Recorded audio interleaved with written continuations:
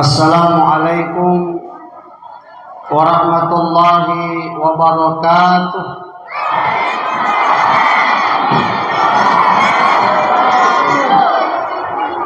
Alhamdulillah alladzi arsala rasulahu bil huda wa dinil haqq liyuzhirahu 'alad dini kullih wa kafaa billahi syahida.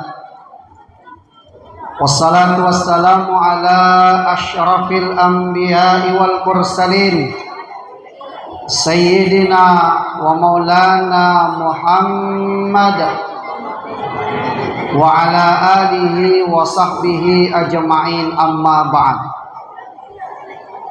Yang kami hormati, kami muliakan, serta yang kami ta'zimi, Al-Mukarram Bapak Imam Masjid Kiai Haji Damanhuri, yang saya hormati Ketua Pengurus Masjid Jamiatul Muslimin beserta jajarannya, yang saya hormati para alim, para ulama, para ustadz dan ustazah yang hadir pada malam ini, yang saya hormati Majelis Taklim Jamiatul Muslimin beserta para jajarannya, yang saya hormati bapak-bapak dan ibu-ibu yang saya tidak bisa sebutkan satu persatu, yang insya Allah semuanya dirahmati oleh Allah Subhanahu wa Ta'ala.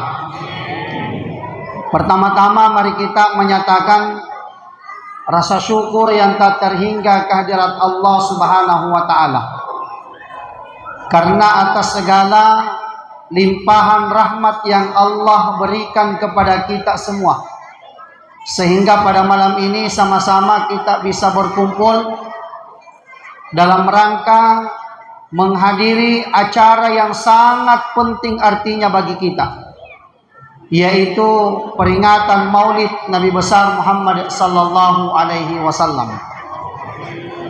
Insyaallah, mudah-mudahan peringatan Maulid yang kita laksanakan ini menjadi asbab semakin cintanya kita kepada baginda Rasulullah.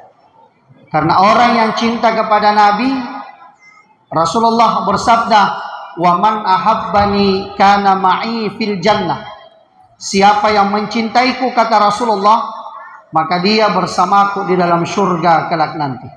Insyaallah, mudah-mudahan Bapak Ibu yang hadir pada malam ini termasuk golongan orang-orang yang dimaksud oleh baginda Rasulullah sallallahu alaihi wasallam.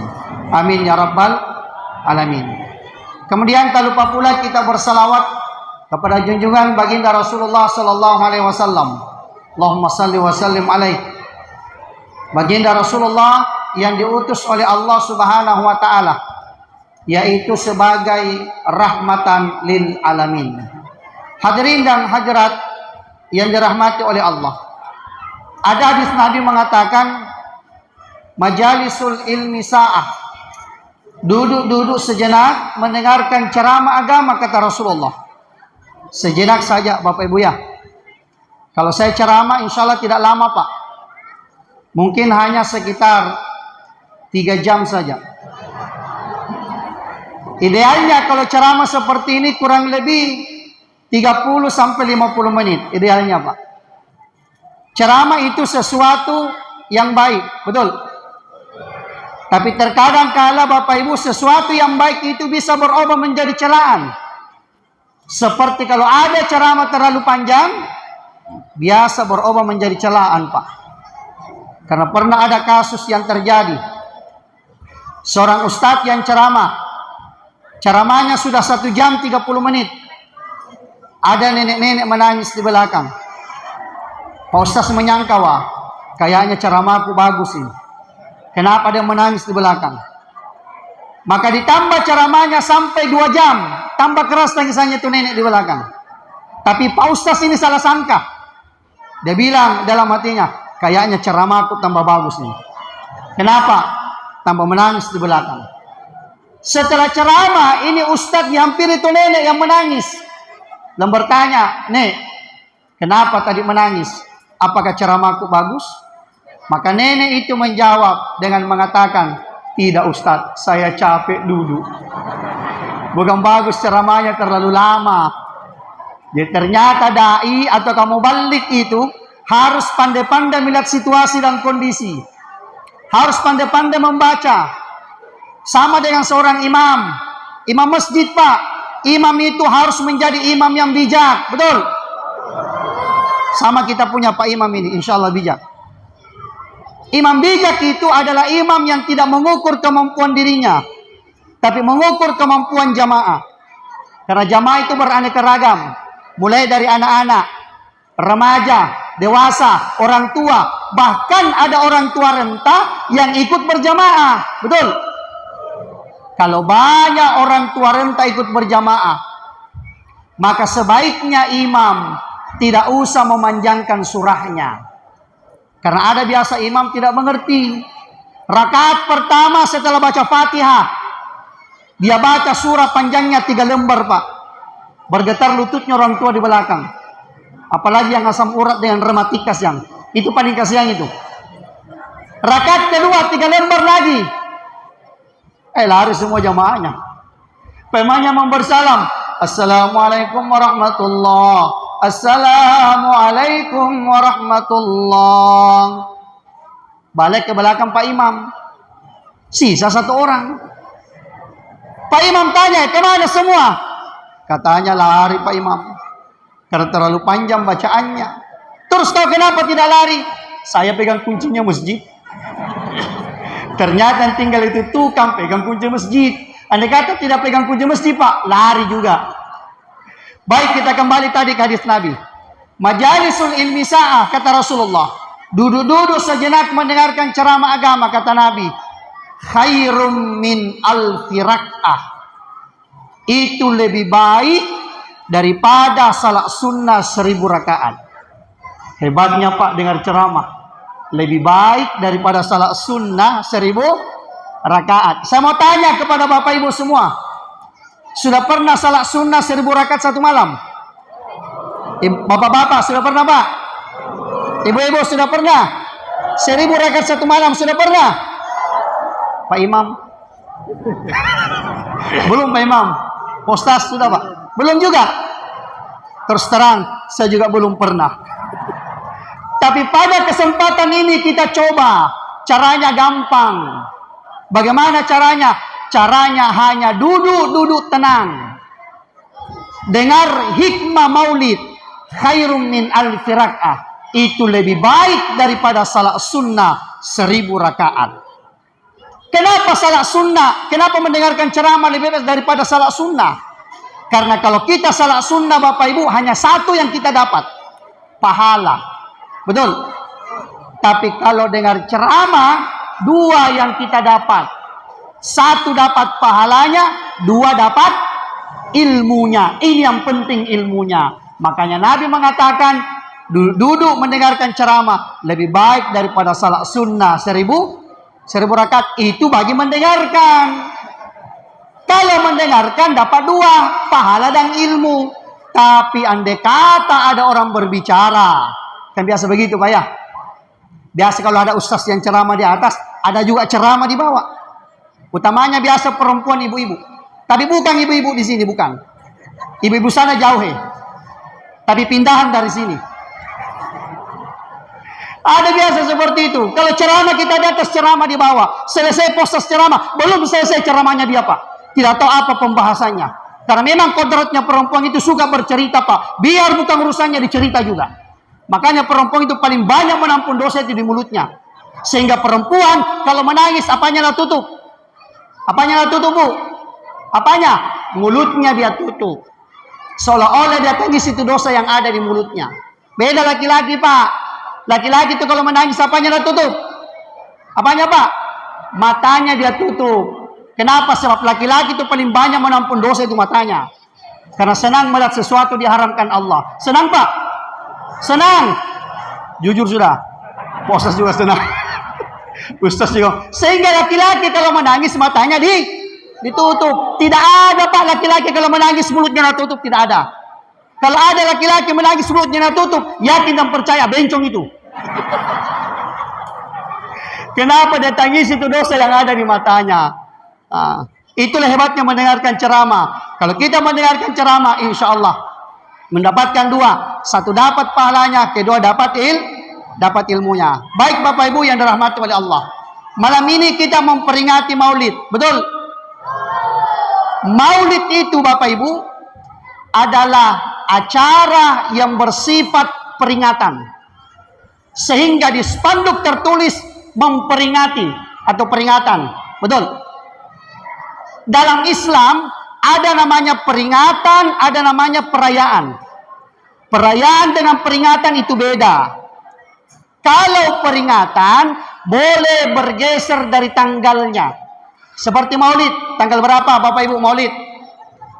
12 Rabiul Awal. Sekarang saya tanya, bolehkah kita bermaulid 13 Rabiul Awal? 14 Rabiul Awal? 20 Rabiul Awal? 25 Rabiul Awal? 1 Rabiul Awal? Boleh. Kenapa? Bersifat peringatan. Boleh bergeser. Apalagi peringatan Isra dan Mi'raj, peringatan. Tanggal berapa Isra Mi'raj Bapak Ibu? Tanggal berapa? 27 Rajab. Bolehkah memperingati Isra dan Mi'raj tanggal 1 Rajab? 2 Rajab? 5 Rajab? 10 Rajab? Boleh. Kenapa? Bersifat peringatan. Nuzulul Quran, peringatan. Jatuhnya tanggal berapa Nuzulul Quran? Malam 17 Ramadan. Sekarang saya tanya, kalau tidak dapat penceramah malam 17 Ramadan, pengurus maunya malam ke-18 Ramadan, bisa atau tidak? Bisa. 20 Ramadan, 25 Ramadan, bisa Pak. Kenapa? Bersifat peringatan. Tidak mesti nuzulul Quran malam ke-17 Ramadan. Yang penting kita peringati di bulan Ramadan itu.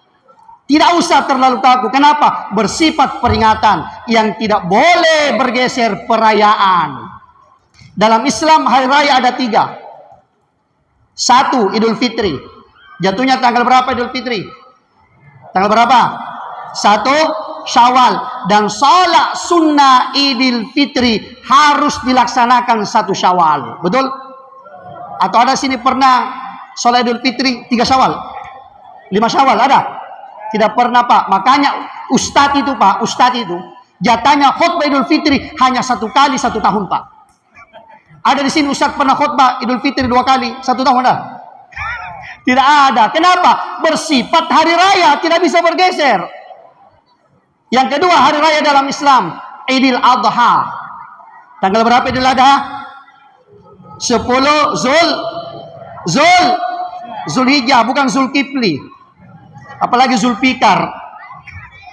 Dan salat Idul Adha harus dilaksanakan tanggal 10 Zulhijjah. Jangan bergeser. Kalau bergeser tanggalnya tidak sah salat Idul Adhanya. Betul?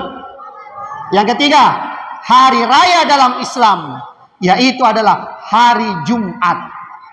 Hari Jumat itu hari raya. Dan salat Jumat harus dilaksanakan pada hari Jumat. Atau ada sini bapak-bapak pernah Jumatan hari Sabtu? Ada Pak? Bu, ada suaminya pernah Jumatan hari Senin? Tidak ada. Kenapa? Bersifat hari raya, tidak boleh bergeser Pak. Itulah bedanya peringatan dengan perayaan. Kalau Maulid adalah acara bersifat peringatan, kita peringati kelahiran baginda Rasulullah Sallallahu Alaihi Wasallam. Ini yang pertama. Yang kedua, Maulid itu Bapak Ibu adalah salah satu bukti cinta kepada Nabi. Betul? Saya mau tanya Bapak Ibu, cinta sama Nabi? Cinta sama Nabi? Cinta. Kenapa bisa cinta? Sedangkan kita tidak pernah jumpa sama Nabi, ya kan? Tidak pernah lihat Rasulullah, tidak pernah melihat secara langsung baginda Rasul. Kenapa kita cinta kepada Nabi?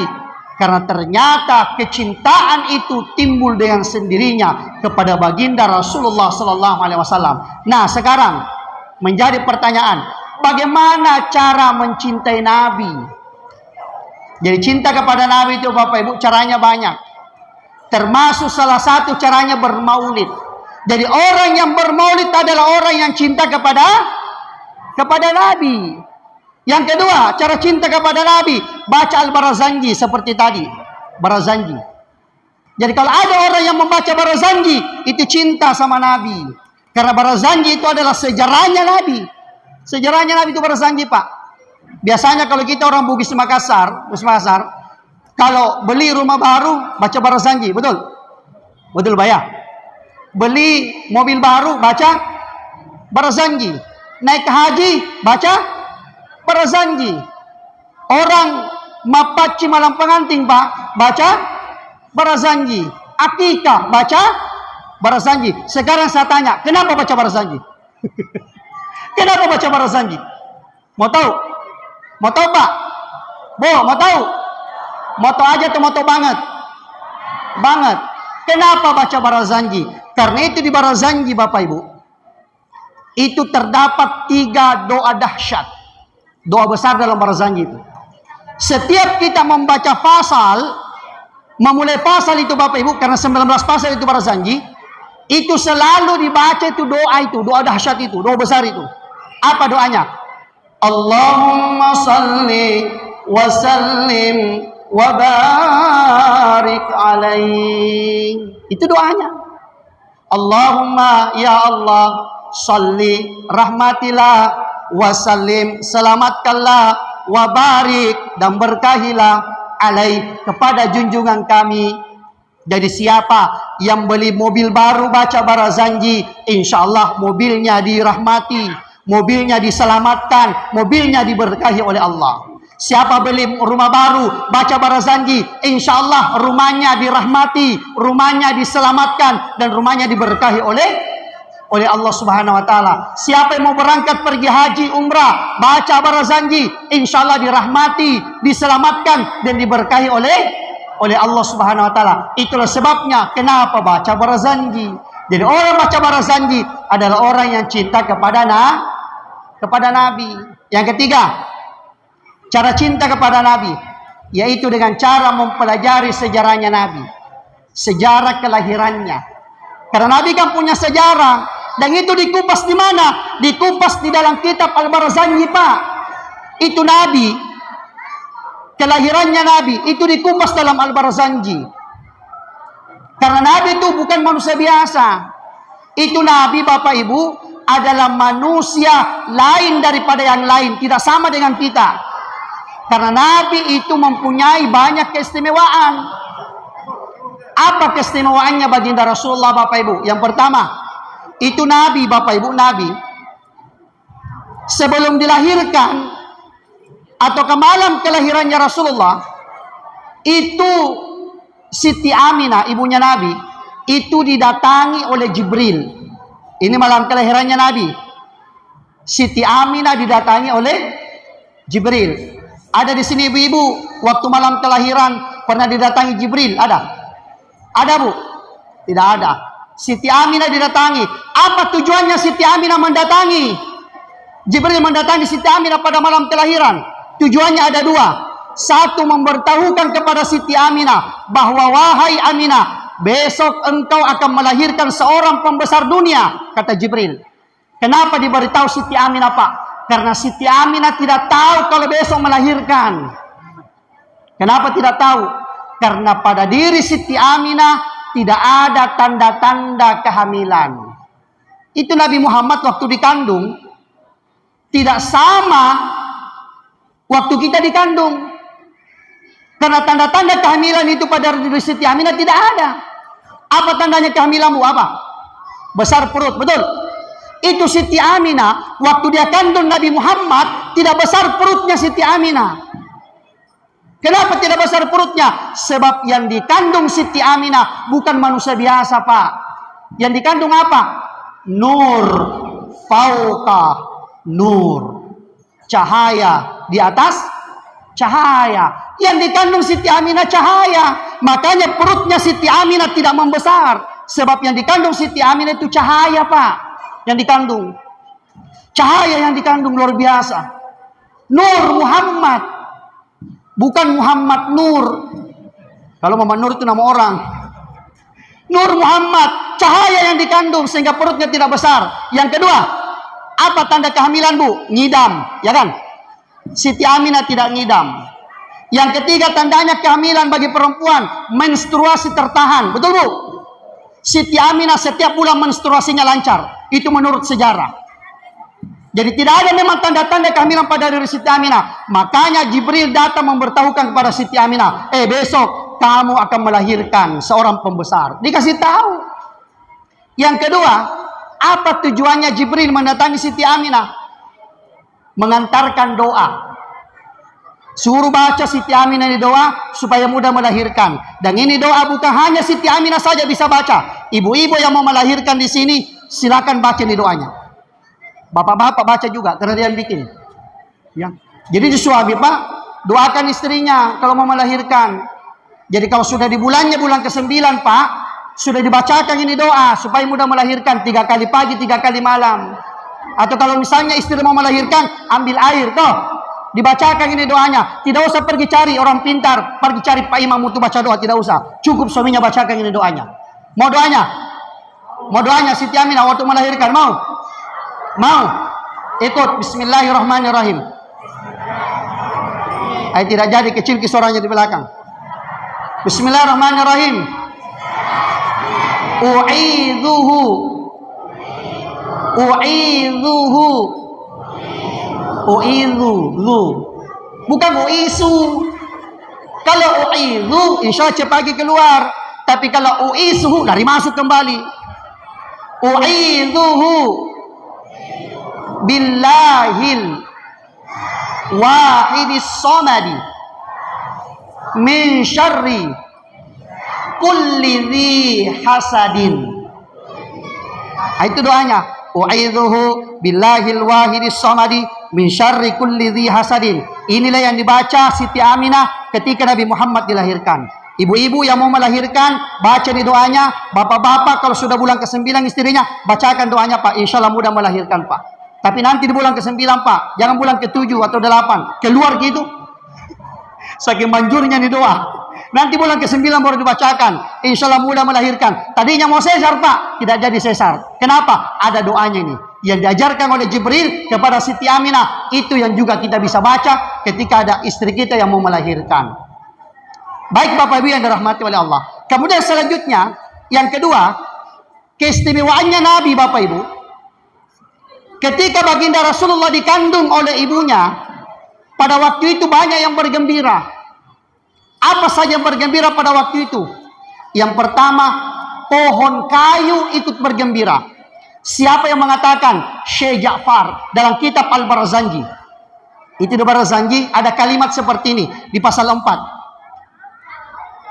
Wa ainatis thimar wa adana syajaru lil jani jana. Ketika Nabi dikandung, pohon kayu ikut bergembira pada waktu itu. Bagaimana caranya pohon kayu ikut bergembira? Semua buahnya yang masih mentah langsung masak semua, Pak. Dan menjulurkan tangkainya turun ke bawah, tinggal dipetik buahnya. Maka inilah gambarannya.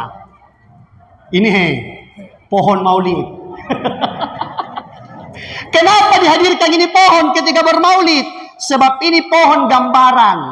Ada cerita di dalam kitab Al-Barzanji disampaikan oleh Syekh Ja'far. Wa ainatis thimaru wa adana syajaru lil jani jana.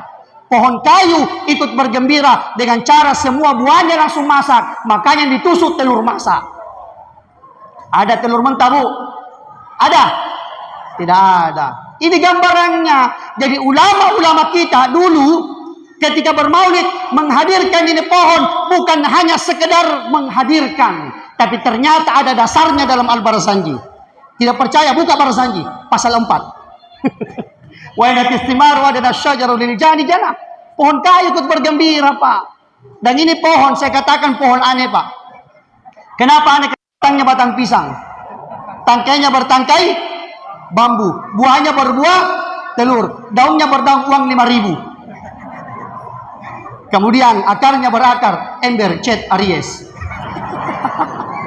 Ini pohon aneh. Dan ini pohon Bapak Ibu, ini pohon. Ini punya kehebatan ini pohon. Mau tahu kehebatannya ini pohon? Mau tahu? Kalau orang selesai acara maulid, pasti dirampas ini pohon ini. Pasti dirampas. Saya mau tanya kepada Bapak Ibu semua, kenapa dirampas? Kenapa? Padahal ini telur saja mau 3.000 rupiah satu biji.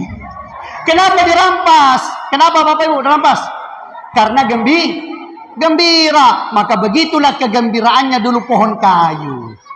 Siapa bilang? Syekh Ja'far. Siapa itu Syekh Ja'far? Cucunya Nabi. Kenal Syekh Ja'far Pak? Kenal? Bu, kenal Syekh Ja'far? Kenal? Saya kira kenal. Saya mau tanya di mana pernah kenalan? Apalagi yang bergembira pada waktu itu? Masih dikatakan dalam Al-Barzanji. Wa nataqat bihamdihi kullu dabatin li Quraisyin bi fisahil al-sunil arabiyah.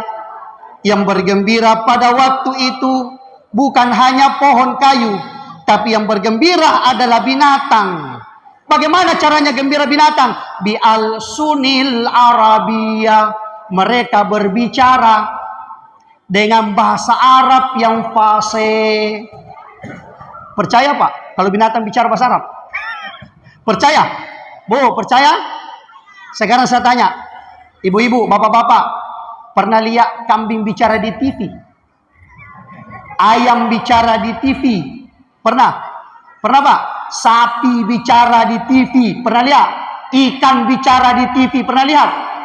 Jangankan kambing, sapi, ikan, keju pun bicara Pak. SpongeBob. Dengan kehadiran film kartun, itu salah satu bukti bahwa binatang pada saat itu memang pernah bicara. Logikanya, manusia saja bisa bikin binatang bicara di TV, apalagi kalau maunya Allah. Dan yang paling gembira pada waktu itu, di antara binatang-binatang, yang paling gembira adalah ayam. Oh ya, gembiranya ayam. Saking gembiranya ayam, ayam itu berlompat-lompat. Satu kali lompat, satu biji keluar telurnya. Lompat lagi, bertelur lagi. Lompat lagi, bertelur lagi. Makanya orang bermaulid banyak telur. Bertelur terus. Dan memang itu ayam adalah jenis hewan yang disenangi Nabi. Kenapa disenangi? Karena itu ayam membangunkan kita kalau subuh. Betul? Sehingga ibu-ibu kalau bermaulid, bikin makanan, kasih masuk di ember. Salah satunya yang dikasih masuk adalah ayam. Tapi ayam yang dikasih masuk, Bu, jangan ayam potong. Ayam kampung kasih masuk, karena yang berkote itu ayam kampung Pak, bukan ayam potong. Ayam potong itu ayam bodoh. Tidak tahu berkote. Kenapa kerjanya hanya tidur makan, tidur makan. Tidak lama dia lagi yang dimakan. Yang dikasih masuk ayam kampung, jangan ayam potong. Ketika berkote itu ayam potong Pak. Itu jenis hewan disenangi oleh Nabi. Berbicara Pak binatang. Kenapa? Gembira. Siapa bilang? Bukan saya. Yang bilang Syekh Ja'far. Yang masih percaya dan masih baca Barzanji pasti percaya Pak. Ada di pasal 4. Baca sejarahnya itu. Karena itu Barzanji mengupas semua sejarahnya Nabi. Mulai dari dikandung, dilahirkan kanak-kanak sampai besar. Yang tidak dikupas di Barzanji itu wafatnya Nabi. Tidak dikupas. Kenapa? Syekh Ja'far tidak mampu menceritakan wafatnya Nabi. Tidak mampu. Kenapa menangis Syekh Ja'far?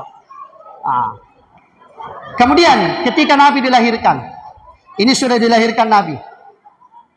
Apa kata Syekh Ja'far? Masih dalam Barzanji, pasal 5. Allahumma salli wa sallim wa barik alaihi. Wa barza sallallahu alaihi wa sallama wadi'a yadayhi 'alal ardi rafi'a rasahu ila sama'il aliyah. Ketika Rasulullah dilahirkan, Rasulullah keluar dengan cara meletakkan kedua tangannya di atas bumi, di atas lantai. Itu Nabi waktu dilahirkan meletakkan kedua tangannya di atas lantai. Ulama memahami kenapa Nabi meletakkan kedua tangannya di atas lantai ketika dilahirkan. Artinya Nabi keluar dengan cara merangkak. Nabi keluar apa? Dengan cara merangkak. Ada di sini anaknya lahir merangkak keluar, Bu? Ada? Bu, ada? Berapa bulan baru anaknya merangkak, Bu? Berapa bulan? Berapa bulan? 4 bulan, 5 bulan, toh? Yang cepat merangkak itu biasa bapaknya. Kalau anak-anak itu lama baru merangkak, berbulan-bulan. Tapi Nabi dilahirkan dengan cara merangkak keluar. Siapa bilang? Syekh Ja'far yang bilang. Wadi'an yadaihi alal ardi. Rafi'a rasahu ila sama'il aliyah. Kemudian Nabi menghadapkan wajahnya ke atas, ke langit yang tinggi. Nabi menghadapkan wajahnya ke atas, ke langit yang tinggi. Ulama memahami lagi, kenapa Nabi menghadapkan wajahnya ke atas? Karena akhlaknya Nabi tinggi, Pak. Wa innaka la'ala khuluqin azim.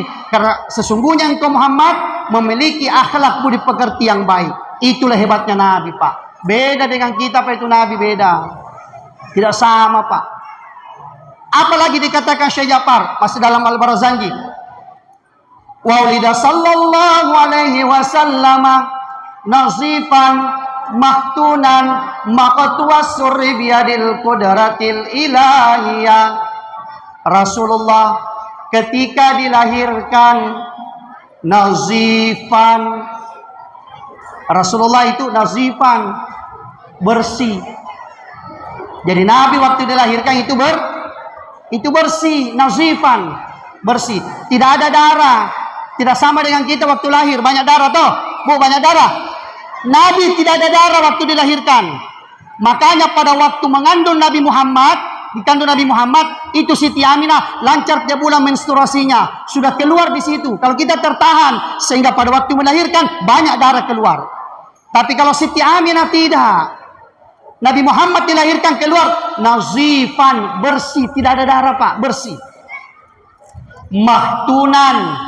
Nabi pada waktu dilahirkan mahtunan, sudah khitan, sudah sunat, Pak. Ada sih sudah sunat, Pak, lahir ada. Ada, Pak? Tidak ada. Nabi sudah khitan, Pak. Maqtu as-surri. Nabi pada waktu dilahirkan sudah terpotong tali pusarnya. Nabi pada waktu dilahirkan sudah terpotong tali pusarnya. Biyadil qudratil ilahiyah. Sebab dengan tangan kekuasaan Allah. Itu kekuasaannya Allah, Bapak Ibu. Tidak bisa kita menghindari hal seperti itu. Apalagi dikatakan Syekh Ja'far, Thayyiban dahinan makhulatan bikuhlil inayati aina. Ini Barzanji ya, Barzanji. Yang saya bahas ini Barzanji. Ada dalam Barzanji semua. Thayyiban dahinan makhulatan bikuhlil inayati aina. Ketika Rasulullah dilahirkan, Thayyiban, Nabi sudah dalam keadaan harum semerbak. Sudah harum Nabi. Jadi Nabi itu sudah ada minyak wanginya waktu lahir. Minyak wanginya dari dalam kandungan, alami. Tidak sama kita punya minyak wangi. Dan minyak wanginya itu Nabi tidak hilang, Bapak Ibu, tidak hilang. Bahkan dalam catatan sejarah, Nabi minyak wanginya bisa tercium 70 kilo jauhnya. Minyak wanginya Nabi. Sehingga pada waktu Nabi hijrah dari Makkah ke Madinah, 70 kilo sebelum sampai di kota Kuba, itu sudah tercium baunya Nabi, 70 kilo itu. Ya, itu luar biasa minyak wanginya Nabi. Dan minyak wanginya Nabi itu tidak bisa hilang. Kenapa? Sebab itu langsung dari alami dari kandungannya Siti Aminah. Tidak sama kita punya minyak wangi, itu cepat hilang baunya. Syekh Ja'far kembali mengatakan, Bapak Ibu, Thayyiban dahinan makulatan bikulil inayati aina. Nabi itu pada waktu dilahirkan sudah memakai minyak wangi. Dahinan. Dan Nabi sudah memakai minyak rambut. Sudah ada minyak rambutnya, Pak. Makulatan bikulil inayati aina. Dan Nabi pada waktu dilahirkan sudah ada celak kedua matanya. Pakai celak. Jadi itu laki-laki, Pak, bisa pakai celak. Kenapa Nabi sendiri pakai celak? Sehingga saudara kita dari jamaah tabligh, mereka itu pakai celak. Betul? Pakai celak toh? Pernah lihat? Kenapa pakai celak? Karena Nabi sendiri pakai celak. Ada celaknya Nabi. Tapi celaknya Nabi beda celaknya dengan ibu-ibu. Celaknya Nabi itu tidak bisa hilang, Bu. Tapi kalau celaknya ibu-ibu kena air langsung hilang. Bedaknya pun biar 7 lapis bukan air itu cepat hilang. Tapi Nabi celaknya tidak bisa hilang. Itulah keistimewaan baginda Rasulullah sallallahu alaihi wasallam. Terakhir, Bapak Ibu, terakhir.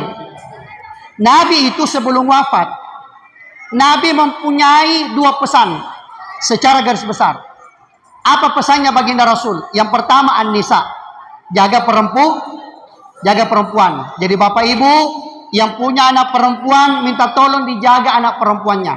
Ajarkan mereka akhlak, ajarkan mereka perilaku yang baik, ajarkan mereka berpakaian sopan santun, ajarkan mereka berpakaian menutup aurat.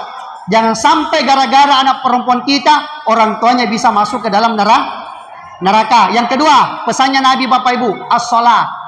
Jangan tinggalkan sholat.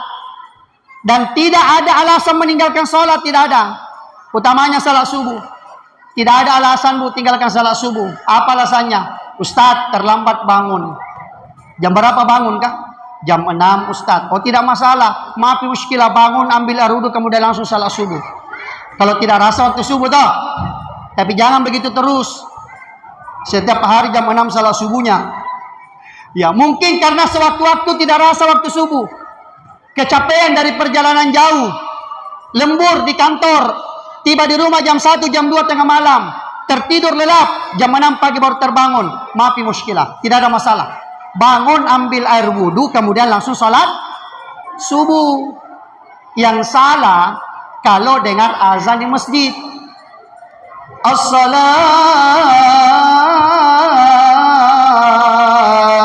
khairum minan naum. Dikasih bangun sama istrinya. Pak Haji, sudah Haji juga. Kayak itu Haji itu banyak malas sembahyang Pak. Tapi bukan Haji di sini bukan.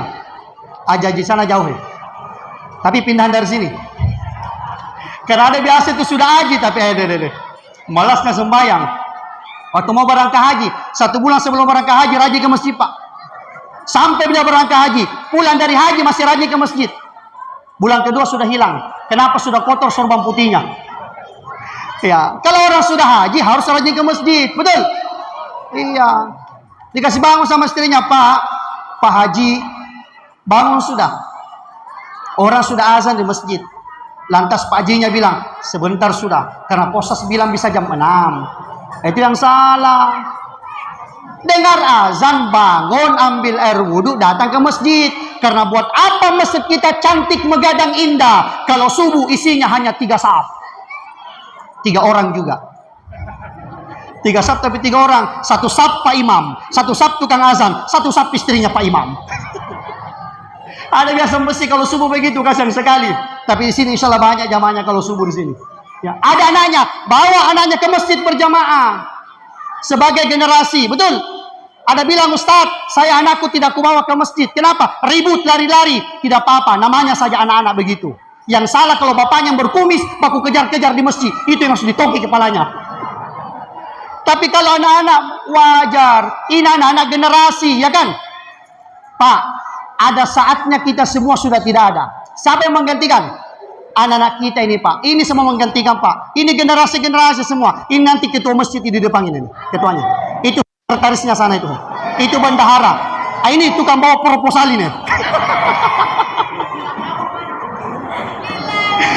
Ini generasi semua. Makanya kalau ada anak, jangan anak ribut di masjid, jangan dimarahi, jangan ditoki kepalanya. Karena biasa ada pengurus masjid, ada anak ribut, natoki kepalanya. Apa nak bilang kalau pulang ke rumahnya, bahaya orang di masjid, natoki kepala tak, tidak datang ke masjid. Ada nanya bawa ke masjid, makmurkan kita punya masjid, ya kan?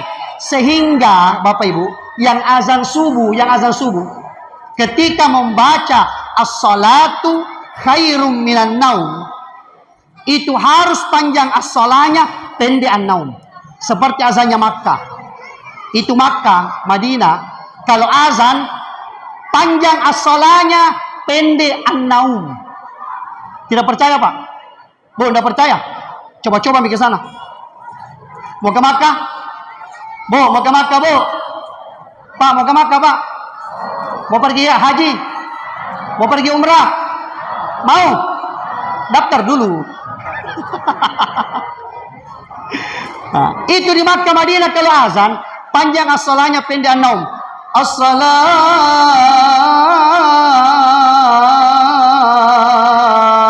khairum minan naum. Pendek an-naumnya. Panjang as-salanya. Tidak bisa dikasih panjang an-naum. Kenapa? Sebab an-naum artinya tidur. Panjang an-naum, panjang tidurnya orang. Karena ada orang dia lagu-lagu an-naum. As-salatu khairum minan naum. tidur. Suruh orang tidur. Itu Makkah begitu, rasanya itu panjang sholatnya, pendek naum. Ya. Tidak bisa dipanjangkan kan naumnya, dipendekkan. Bapak Ibu, pernah mendengar anjing menggonggong di waktu subuh? Pernah dengar? Anjing menggonggong di waktu subuh, pernah dengar? Bapak Ibu tahu maknanya itu? Tahu? Itu semua bunyi-bunyi binatang, ada maknanya itu. Sehingga ada nabi yang memahami bunyi binatang, bahasa binatang. Nabi siapa? Nabi Sulaiman. Itu anjing menggonggong di waktu subuh, maknanya seperti ini. Gonggongan pertama, hai kaum muslimin dan muslimat, bangunlah sekalian beribadah kepada Allah. Sembah Allah yang telah menciptakan kita. Belum juga kita bangun Pak, semakin panjang gonggongannya. Hai kaum muslimin dan muslimat, bangunlah sekalian beribadah kepada Allah. Manusia apa ini?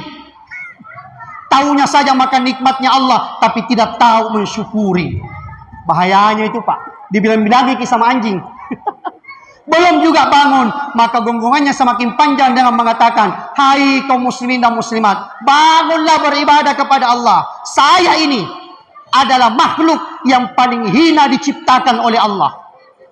Tapi saya lebih baik menjadi seperti ini, kata anjing itu, daripada manusia seperti kamu yang tidak mau salat subuh. Tapi kalau orang tidak tahu artinya, pasti dia mengatakan, lihat itu setan. Tapi kira-kira siapa yang setan Pak? Siapa yang setan Pak? Bu, siapa yang setan? Siapa Pak? Siapa? Bapak yang bilang itu, bukan saya. Jadi ternyata seperti itu. Ya, artinya apa? Bahwa salat itu harus betul-betul kita perhatikan. Itu sebagai salah satu wasiat dan pesan Rasulullah SAW sebelum wafat. Baik Bapak Ibu yang dirahmati oleh Allah, demikian. Insya Allah mudah-mudahan ada manfaatnya bagi kita semua dan dapat dijadikan pedoman di kala sesat, senter di waktu gelap, dan payung untuk berteduh di kala hujan. Saya akhiri dengan ucapan wallahul muwaffiq ila aqwamit thoriq. Wassalamualaikum warahmatullahi wabarakatuh.